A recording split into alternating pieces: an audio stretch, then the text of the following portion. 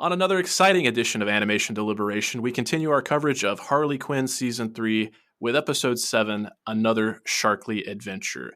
We will dive right into that after some ads we have no say over whatsoever.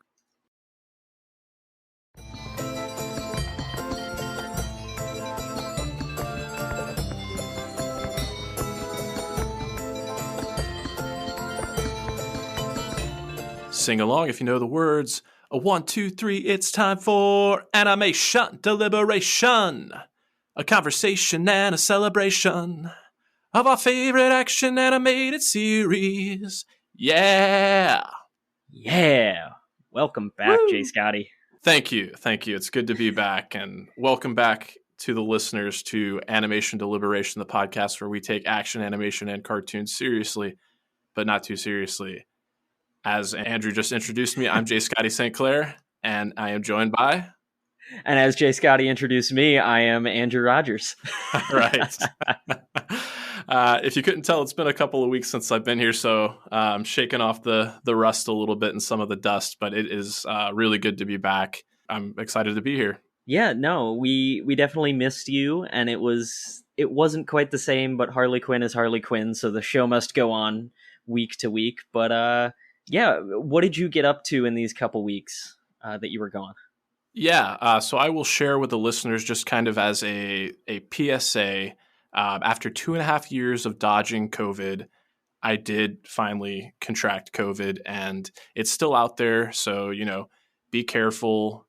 If you're in a large crowded space, maybe try to keep some social distancing in mind. If you have any symptoms whatsoever, I encourage you to keep wearing the mask and just, kind of keep your head on a swivel, be safe. Obviously, it's up to us as individuals, but it's still a thing. So I just want to be fully transparent and have a note of caution there. But yeah, as difficult as it was to kind of have to, sit back and not do anything for a little while, it did afford me the opportunity to watch some stuff, which is always a little bit of a nice reprieve. So on the animation side of things, I checked out Disenchantment on Netflix, which is from Matt Groening. I had finished up my rewatch of Futurama on Hulu in preparation for the new season that we're going to get next year. And I'd never watched Disenchantment, so I finally took the plunge there. I watched all 4 seasons and had a really good time with it.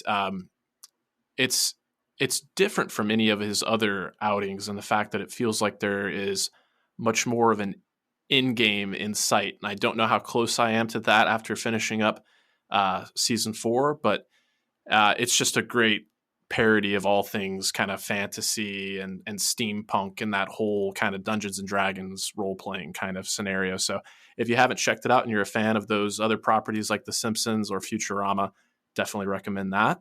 Okay, that's a lot of fun. Yeah. Have you watched it at all?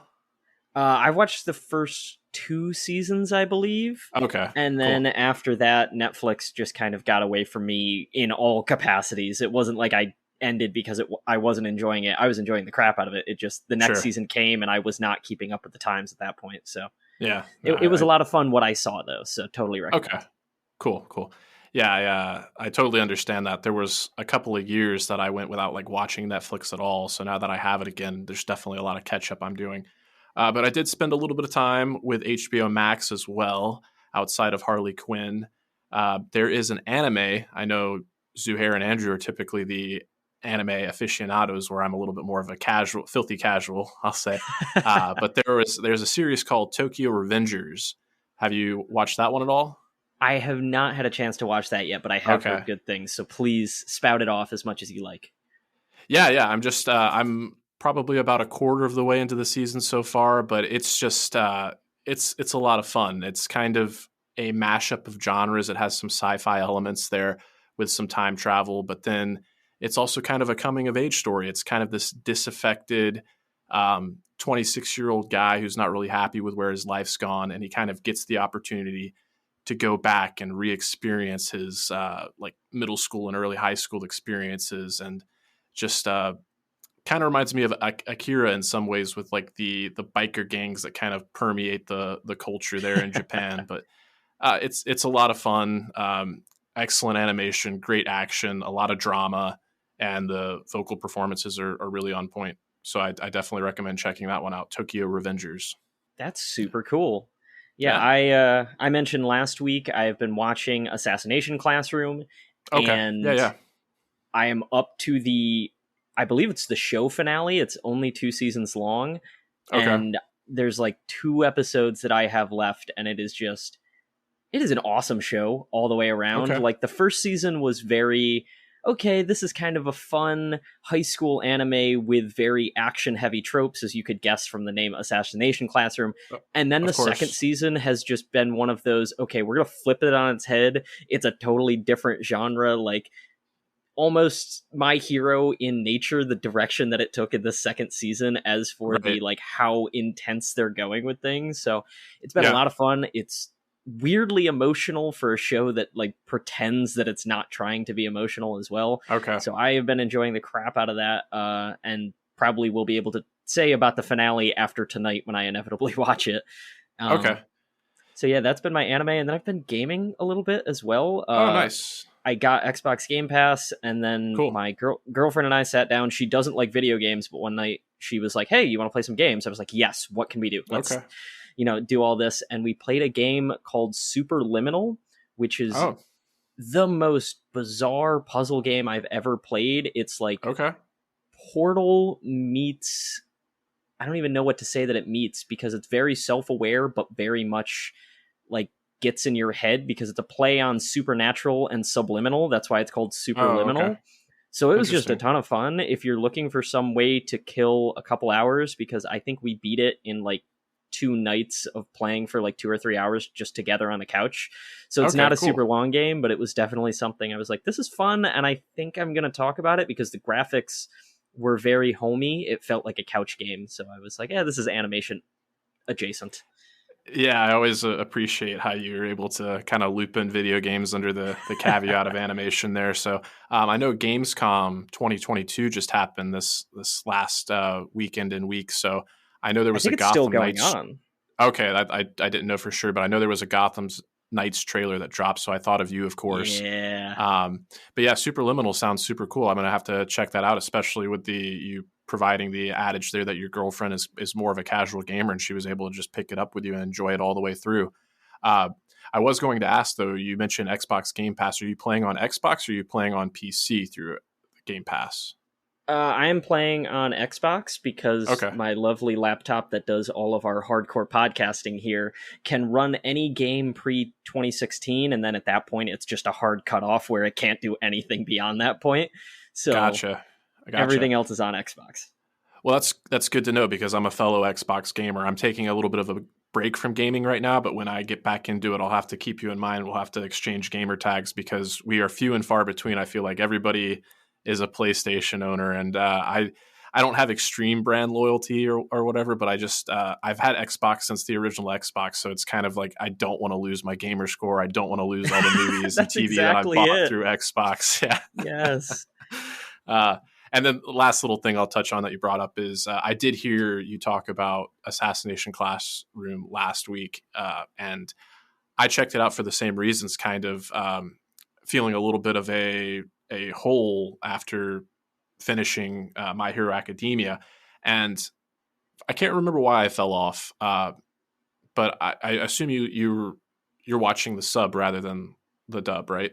Correct. Yes, I'm Okay. watching this up. I think that might have been the factor there. I typically kind of lean towards dubs if they're available, but I think this was one instance where the dub just was not up to snuff. So maybe I'll have to go back and check out the sub. But then the other thing I have to ask you mentioned you finished the first season. Does the opening theme song ever change? Because like that was just one thing that I found incredibly cheesy was the opening theme song with like the kids jumping in the classroom for whatever reason. It I always made me can't. I know okay. it does the second season. I can't Okay. remember if it also does halfway through or not. Okay. But this Okay. is one I'm going to call her out a little bit. My girlfriend hates intros and outros. So Okay. whenever we're watching anything together, we just skip through them entirely. Like Interesting. Okay. I have her watch the first one, or rather, I have her let me watch the first one because I always want to at Hmm. least get some enjoyment out of it. And Sure. then after that, we're always skipping through it. So I Okay. can't remember when that change was because it happens at some point, but it does change. And that's the one thing that I will say. And then we'll switch gears to Harley Quinn. Sure. Never want to claim the sub versus dub superiority or anything like that. But the main reason that I think sub is a lot of times better comes down to high school anime and different things like that. A Sure. lot of times when they try and give them the very childish voices in English, Yeah. it makes it seem too kiddie and goes to the Yeah. whole reason so many adults don't like animated things. Whereas Sure. there are some of the high schoolers in those anime when you do it in Japanese that is a full-grown 40-year-old man giving his Right. gruffest possible voice, Right. and you don't care because he's the Yeah. bully, and like it just Sure. kind of fits in. So that is Yeah. a little bit of the reason that I like the sub a little bit better when it comes to the younger shows. When it comes to Sure. things that Yeah. are, Yeah. Yeah. older, I don't really mind, but like a lot of the other stuff, it helps a little bit get rid of the nuance of, oh right, these are middle school kids. Sure. Sure. Totally valid. Totally valid. I know most people that are, hardcore anime fans do prefer the sub over the dub. So duly And like I noted. I'll said, try. not even a thing that I'm trying to call anyone out. Yeah. It's just when Sure. you're watching some of the things where it's kids is where Yeah. I think the gaps lay a lot of the time. Yeah. Totally valid. Totally valid. Well, we are about 10 minutes, 11 minutes into the episode, so we should pivot to Harley Quinn. That is the title of the episode here. But I will make mention we did have some feedback, and we'll bring up some other things in the world of animation towards the end of the episode here. But let's go ahead and dive right into Harley Quinn. Again, this is Season 3, Episode 7, titled Another Sharkley Adventure. So I've got the episode description here, and then we can go into our reactions, thoughts, and all the little things we notice. So, while Ivy recovers from the side effects of using the green, Harley volunteers to kidnap Bruce to find out where he is keeping Frank. She sneaks into a charity gala Bruce is hosting at Wayne Tower, but Batgirl tries to stop her despite genuinely wanting to be friends with Harley. After a short fight, they both get caught by the Mad Hatter, who wants to kill them, especially Batgirl for interfering with his plans to mind control Gotham's citizens. Harley talks her way out of captivity but feels guilty for leaving Batgirl behind and eventually goes back to save her, killing Mad Hatter in the process. Meanwhile, King Shark returns home for his father's funeral, only to learn that his newly crowned brother, Kamea, plans to sell the Shark Kingdom to their archenemy Ocean Master. After failing to change his mind, they get into a violent fight, ending with King Shark unintentionally killing his brother. Back at Catwoman's apartment, Ivy fully recovers and gains new plant-based powers while Harley returns with the kidnapped Bruce. Okay, so with that out of the way, Andrew, what did you think about this latest installment of Harley Quinn? It was weird. I didn't know quite where it was going at any given point. Mm-hmm. And then like the Batgirl and Harley interaction, I kind of forgot they were friends. So I was like, wait, why are they texting each other? What's going on here? I was just all sorts of confused going into this episode, and then throughout you had some fun action, and I definitely got my enjoyment out of that. But it was a lot of back and forth, like I said. Yeah, it's interesting. I wasn't here last week to share my thoughts, but I did listen to a lot of what you and Zuhair brought up about episode 6, and that was pretty much entirely focused on the Joker with, like, I think Ivy and Harley maybe showing up for a scene. So when I saw the title, I Yes. thought maybe we'd be going in the same direction with just focusing on King Shark, but I'm kind of glad it didn't go in that direction. It's nice because a lot of these characters that we've kind of grown attached to, like Clayface, like King Shark, and it feels like King Shark, especially for this season, has kind of been relegated to a background role.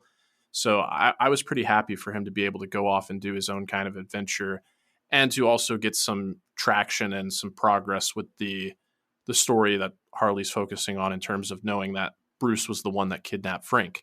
Other than that, they treated Batman like a total punching bag this episode, and I am totally okay with it. Like, that's one of the things I love about this show. It just, no one is safe from being treated absolutely irreverently and having the gas kind of taken out of their wings or their flight, what have you. And I thought there were some fun references too. So I had fun with it, and the animation actually surprisingly impressed me, especially the underwater stuff. Like, One of the other DC Yes. shows we've tackled here with a lot of love is Young Justice, but in some ways, I even though the animation here is a little more simplistic, I did find myself being really impressed with not only the blood effects in the water when King Shark and his brother were having their fight, but also this is something I just recently learned about, and I know you probably saw this as well, Andrew, being a fan of Corridor Yes. Digital. Yeah, they recently did a video on caustics, the patterns of light that you'll see when things take place underwater. So I appreciated all the caustics that were taking place. They weren't super complex, but having those be an element definitely sold me on the underwater environment. Yeah, that's exactly what I was going to say. You beat me to the punch. Their lighting, I think, was the part that really made that portion of the episode stand out so much more than the rest of the episode, Mm-hmm. because you just had amazing water features going on in the background and this attention to detail of, oh, let's do lighting. Let's make it so that when they punch each other, the blood floats up. It was a lot of attention to detail that I didn't know that they needed, but I was really happy Mm. that they did decide to put all that in. So it was really good. And then the only other part of the animation that surprised me was later on more blood when the blood splattered the camera. That also was a moment of like, oh, okay, we're animating it this way. That was it was a touch that they've done before, but always surprises me a little bit when they do. Okay. Was that during the King Shark fight, or is that when Harley killed Mad Hatter? That was when Harley killed Mad Hatter, which also Okay. she killed Mad Hatter. We're just gonna gloss over that she killed Mad Hatter. Batgirl wasn't gonna like chastise her or do anything. It was just like, oh, he's dead now. What? Well, he was a perv, so I guess they'll let it go. But what is her kill count up to at this point? She's killed some major players in the Gotham crime scene at this point. Is it 4? Because there's Penguin. Yes, Then she is technically responsible for Freeze's death, correct. and then uh, was it Madame Storybook? What was her name? It wasn't. What I just said was Uh, definitely wrong. uh, Queen of what was it? Queen of Fables. Queen of Fables. Queen of Fables. Did she kill her or Yes. did she get away? Uh, I feel like that was the whole end the bloodline thing in the last season. But yeah. I wish I could recall, but I can't recall. so yeah, assuming those are the only major players she killed, her kill count's at least at 4, and Yeah. then there's plenty of goons and other things, and the guy she hit with the cancer ray in the first season. Oh, So yeah. I forgot she's all got a about lot on her conscience at this point. Yeah, yeah. With that in mind, it was kind of nice to get the reflection in the elevator. Speaking of her conscious, I feel like it's been a while since we've seen that visual representation of the Harleen Quinzel that still exists inside of her and has this like PhD in psychology and psychotherapy and actually can address some of these. I mean, the show is not, doing a deep dive onto any of these issues, but just in the span of this episode, like clinginess was brought up, codependency, childhood trauma, and abandonment issues. So it's nice that they respect the character enough to acknowledge that she has a working knowledge of these issues. And I like that elevator scene a lot.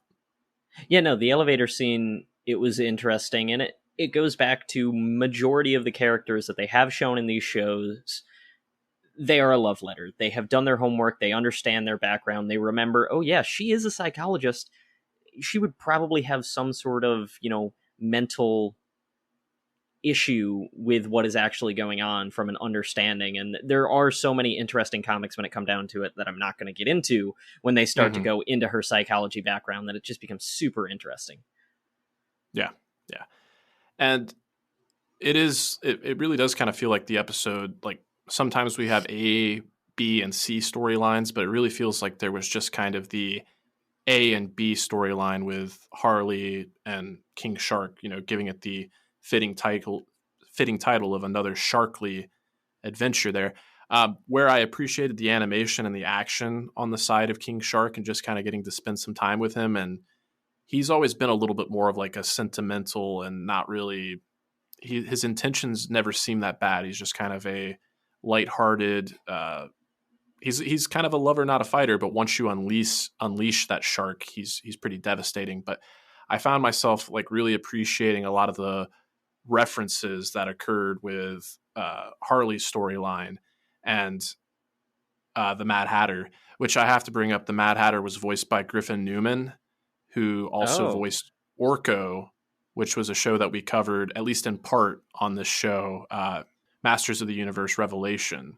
And then he okay. was also in the second attempt at a live action adaptation of The Tick on Amazon Prime, which had a couple of seasons. He was Arthur in that show. So I thought he did an excellent job tapping into the kind of creepy and kooky, um, machinations of a guy like Mad Hatter, who he's kind of hit or miss for me in terms of Batman villains. He's kind of like just ripped from the pages of Lewis Carroll's Alice in Wonderland. But A little bit. there have been some cool adaptations that I appreciate. Arkham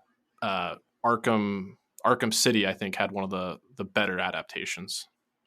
Yeah, and that was going to be my little asterisk on the comment I made earlier of most of the characters, they are a love letter to who they are in the comics.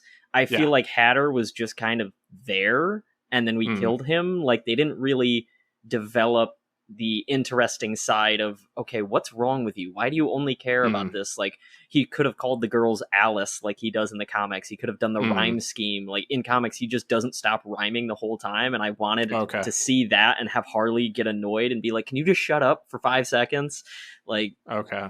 and that's my only, from a comic fan background, my only nitpick of what Mad Hatter brought. I do agree. His voice performance was fantastic for making this trying not to be creepy but slightly off-putting character, to life. But there just wasn't enough of the Lewis Carroll for me personally to be like, oh, I love the character.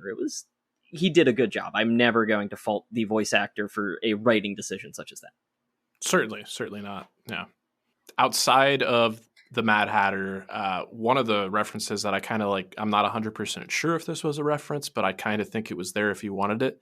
When we first kind of got introduced to the storyline with the cow news boy hat, and Bruce is kind of sitting there wallowing in his self-pity and his depression, Batgirl offers to give him a hug. She's like, that always makes me feel better. Oh, we don't do that. And it's a really awkward moment. I wondered, like, this season in particular has had a ton of references to The Killing Joke, and there was that animated adaptation. I was wondering, are they playing at the most awkward part of that adaptation with their relationship there? Is that why they were just kind of moved away from it very quickly? I don't know.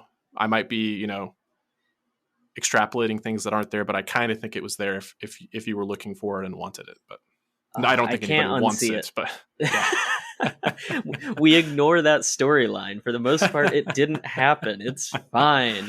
Right. No, yeah. Like, because the whole time you were saying there were references, I was like, what were the references this week? I'm usually pretty good at picking up on them, but now that you've said that, it's just staring me in the face. Like, yeah, that was almost 100% why we were going somewhere in that, realm. Sure. Yeah, I guess a ton of references might be a little bit of a stretch. Now that I'm kind of like looking at my notes, I guess this is more of a cameo, but I did think it was worth mentioning that Ratcatcher made his debut. Again, not a love letter to the character, but it's good to see him. An Aquaman level reference at this point. For sure. I mean, we also had Shark Jesus. I mean, that is a cameo in and of itself, I suppose. Yeah. And then, thinking about Shark Jesus and that whole scene in the underwater chapel there, it was nice to see some background characters, but I wish they would have thrown them a line or two. Like you had the little shrimp guy that was clearly based on Sebastian from The Little Mermaid. In the past, I remember he was always a funny character, but he didn't really get a line this time around. And then they kept cutting to Nanawe's, I guess his arranged wife, or his wife in the arranged marriage there, and she kind of like her face lit up when she thought he was going to take the scepter and be king. But I kind of forgot who she was until I did some research, and that was Tabitha. So, I mean, there was an opportunity to throw her a line there too, but I understand why, they kind of had to move the story at a brisk pace. Yeah, and I mean, it just really needed to get to the point of, okay, this conflict, because when that scene first started, I was like, where are we going with this? The show always has a reason in mind, and then once we got to, okay, he doesn't want to be king, he's going to sell it off to the land developer that we just decided is going to be Ocean Master in this story because it makes sense that way. But Ocean Master was a very fun caricature of the hardcore comic character that we're so used to. Yeah, I enjoyed him, and I like the fact that he didn't end up being like the big bad. He was just kind of a comedic foil there for a brotherly rivalry, rather. Yeah, And I will say his style in this show was pretty great. They had him rocking that full armored outfit, the quill hiding inside of his helmet that was like the specialized metal. He was really rocking out fully. And then to have the joke of him have male pattern baldness underneath the helmet when you take it off was just that extra level of like, man's got style, but that doesn't mean he's not trying to compensate for something. Fair enough. And he's not getting that helmet back anytime soon. He doesn't want it back. So he's going to have to, live with that. I was going to say, I'm kind of glad that they used the helmet, though, because I thought they were foreshadowing that he was going to eat his brother when he mentioned that he ate all of his other siblings prior. Right. Yeah. I was like, oh, is this just going to end with Nanue taking a big chomp out of him?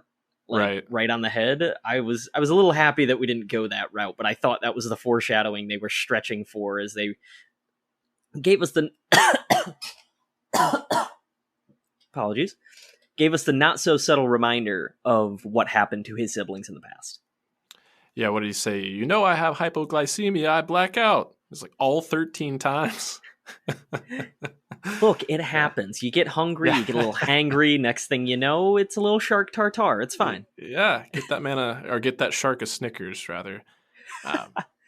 Sorry. Now I want like a fake Snickers commercial with King Shark in it. Like, You're not you when you're hungry. Yes, that'd be great. Another standout line for me. It was, it's a little bit of lowbrow humor, but that's to be expected with this show, I think, at this point. But the whole talking about how Kamea was the one who stayed behind and took care of their dad, especially the diaper stuff. And when they finally come back to that, it's like, if you have to wear a diaper down here because we shit in the water, things are messed up then. I was like, I don't even want to think about what that entails. Yeah, that shark was ready to become a pelt as he did. It was his time to go if he had to have a diaper on. Another line that kind of stood out to me that was going back to the Mad Hatter scene is right before Harley abandons Batgirl before she comes back. He's talking about how they seem like they would be friends, and she's like, no, I'm nothing like her. I'm like you in the broadest of senses. Pause. Yeah. Yeah, they weren't really like laugh out loud lines, but there were a lot of good, clever lines just sprinkled in there. Like there was the point when they were talking about kidnapping Bruce Wayne, and she was like, what's he going to do? He's not Superman. Like, yes. Yeah, of course he's not Superman. He's, Batman. And I'm really curious how that is going to resolve itself when Bruce wakes up and has to fight back without seeming like Batman. That's probably going to play out in some interesting capacity, especially being at Selina's house while Selina knows that he's Batman. But right. Yeah, there was that line. And then there was another line where Harley was going through what she had in her bag. She was like, oh yeah, I got duct tape, I got sanitizer, I got wire cutters, I got a people cutter. I was like, is that a knife? Oh, Did she just have a knife in her bag and she just called it a people cutter? Nice. I didn't catch that one. That's good. No, that was just one of those moments. But yeah, like I said, they were sprinkled really well in there, but they weren't laugh out loud enough to like actually get me going. But I took note of, wow, they're trying their hardest to get this out there. Yeah. I think that's pretty much what I have for the most part as far as the episode goes. But I did want to pick your brain a little bit about where we're going from here, because this was episode 7. We know we've got 10 episodes this season, so we're kind of getting close to that end game there. Now with Ivy, she was kind of relegated to an incapacitated role for most of the episode, and I found myself wondering, like, is she actually going back into the green? Because it looked like she was, with her eyes glowing green like they do, but we saw the opposite of what was happening in the beginning of the episode, where the plants were kind of withering and dying. now the plants are kind of going full on out of control to where Catwoman's whipping at them with her whip. She's trying to vacuum around them. And by the end of the episode, Ivy seems like she's fully recuperated, but she might be even more powerful than ever. So when you brought up, Bruce kind of having to fight his way out, that was definitely something I considered there. He might have to be rescued by the Bat family, and this might put Batgirl and Harley directly against each other again after, having made a little bit more of a friendship here. What do you think? Yeah, I think we brought Nightwing and Batgirl into this season for a reason, and having them have to rescue, and we can't forget about the Macaroni as well, having Of all course. of them have to come and rescue Bruce would make sense. I could also see, some weird, we're layering in, okay, do they get back together? Is this a weird Bat and the Cat situation where Selina has to save him instead of choosing? Nice. Okay. There was also like almost a little bit of imagery of her dress that the flowers were making, almost felt like a wedding dress. Agreed. So I don't know if we're going into her and Harley are going to have second marriage, or she's going to marry to the green and be gone from Harley. I feel like there may be some conflict coming as for, Ivy going back into the green or becoming too powerful or something along those lines. Or for all we know, Frank could just be taking over from the shadows. Like, he's still out there being all powerful. So it's left enough questions that I don't really know what the answer is. And, we love speculation that is not necessarily correct, because of course that means we're in a good place of, okay, what's next? What else can we see? And this was the first episode that it left me wanting more, because I felt like not enough happened. So I was just like, oh, wait, we're dropping Bruce on the floor? Where's the next thing? I need to know what happens to Bruce, because, Bruce doesn't drink. Why was he drunk? Like, what happens now that he wakes up and he's drunk in someone else's house? This is going to be interesting. How do we play this? Yeah, definitely. I like what you brought up about Catwoman. It'll be interesting to see if that pushes the envelope on their relationship or lack of one there. But there's still a lot of other cards still left on the table, like the fact that Joker is the mayor. We saw that in the last episode. Batman hasn't really had an opportunity to react to that. I'm surprised they didn't touch on that at all. I'd be sorely disappointed if Bane does not at least factor in at least a little bit in these last few episodes. He still has not gotten that spaghetti or that pasta maker back. That pasta maker. Plus, he's got his therapy going on. What if Harley becomes his therapist? I don't see it happening, but just I don't either. Yeah. Well, I guess he's got one already. And we were negative a couple podcasts ago, and I'm trying to be very positive, but this is going to be a little negative. It feels like they have a through line that they want to get to of Harley wants to terraform. She has powered up Frank, and okay, something bad is going to happen here at the end of the season. But they put in a lot of interesting threads that I don't feel like they're going to pull on. Like the whole Clayface taking over Billy Bob Thornton in the movie has never gone any further than that one episode. Like you said, Bane and the pasta maker was set up to be such a funny recurring joke that has then been left behind, and we haven't seen Bane. That Joker episode might be a one-off. What happens to Gordon now that, he can't be a cop anymore? Yep. It's just they're doing these little side bits that I feel like in previous seasons, all of their side bits were coming to a head. Like, I would have expected to see the Mad Hatter's big weird hats in like the first 4 episodes and be like, why are people in the background wearing big hats? What is going on? And then have this episode be, oh, it was Mad Hatter the whole time. I feel like they were almost rushed this season. I don't know if that's actually the case, but they're doing a really good job with that main through line. I think that through line is great. It's just these side stories I want more of. They're not doing a bad job with these side stories, but like, give me all of it.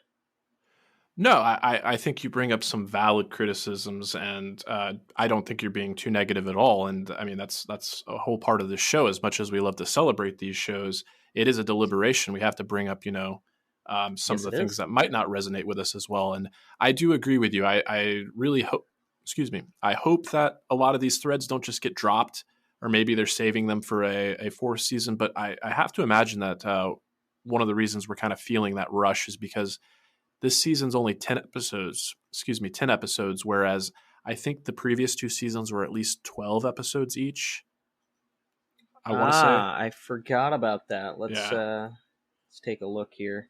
Yeah, the Okay. first one was 13. The second one was 13 as well. Okay. So if we Okay. are confirmed as actually only getting 10, that would make a little sense that they had to, leave some stuff on the cutting room floor.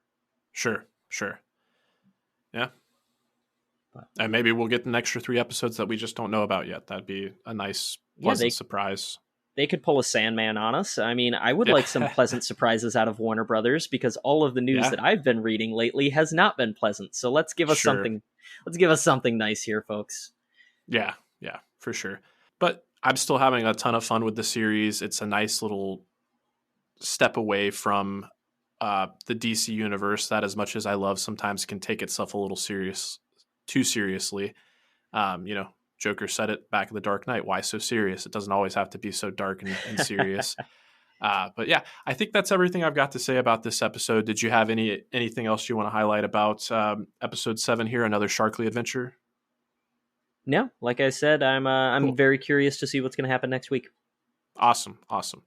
Well, while we're winding down here, as I mentioned before we did our deep dive into the Harley Quinn coverage here, we had a piece of feedback. Did you want to bring that up for us, Andrew? Yes, I did. Like we said, it's not Harley Quinn related, but it is She-Hulk related. So Marvel has, given us another gift, as it were. And this is a feedback email from Andre Sparks, who wanted to email us and just said, "Hey guys, just wanted to say between Miss Marvel and She-Hulk, they are killing it with their animation/art during their live action shows."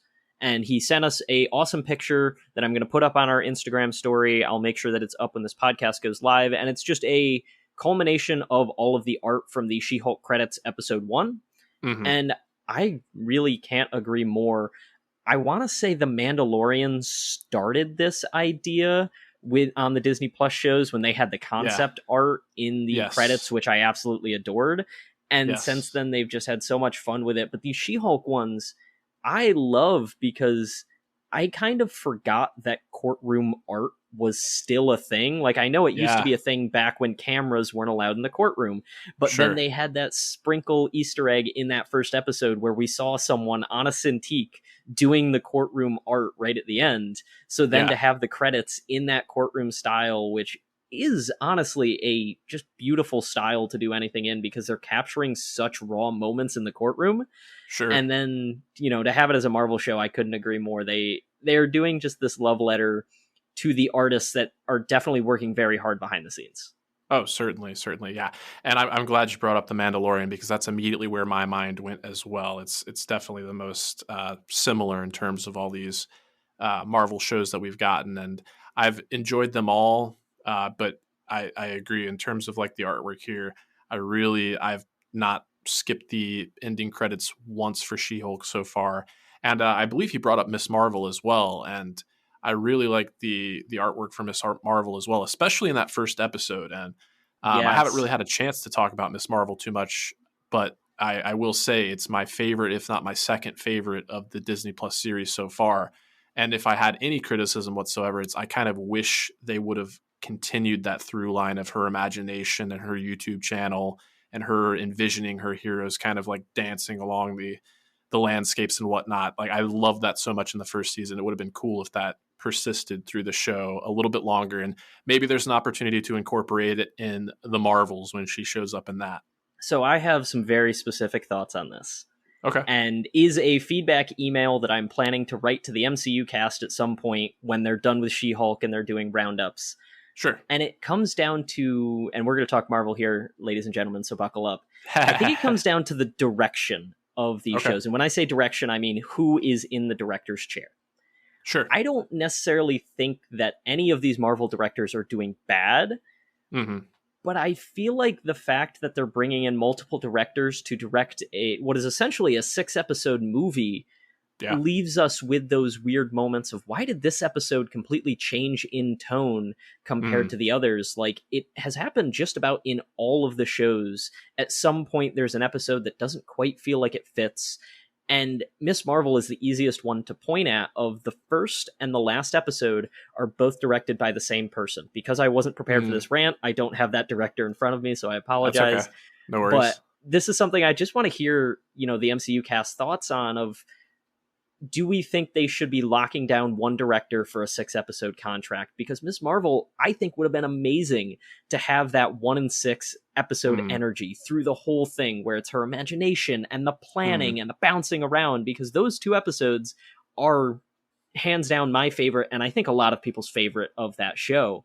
Yeah. So I just wonder, should they be doing something a little different? Because I'm almost worried about that with She-Hulk of, I enjoyed the heck out of this first episode, but I have yet to see the second episode. It comes out today. If anyone was wondering for when we're recording, it is that Thursday. So I haven't had a chance. And I'm curious, is the tone going to change again? And am I going to feel this weird gap in my heart as I watch the second episode? And I don't want to feel that, but I just wonder, when it comes to these live action things, a movie always feels the same. What happens with these shows? And, I think that's part of why it all feels differently. So yeah, that's my big, conspiracy theory, what I think should change going forward in Marvel. And I'm curious to know your thoughts on this as well. No, I think it's an excellent point to bring up. And to my knowledge, I know for a fact that Matt Shakman directed every episode of WandaVision, and I think it shows.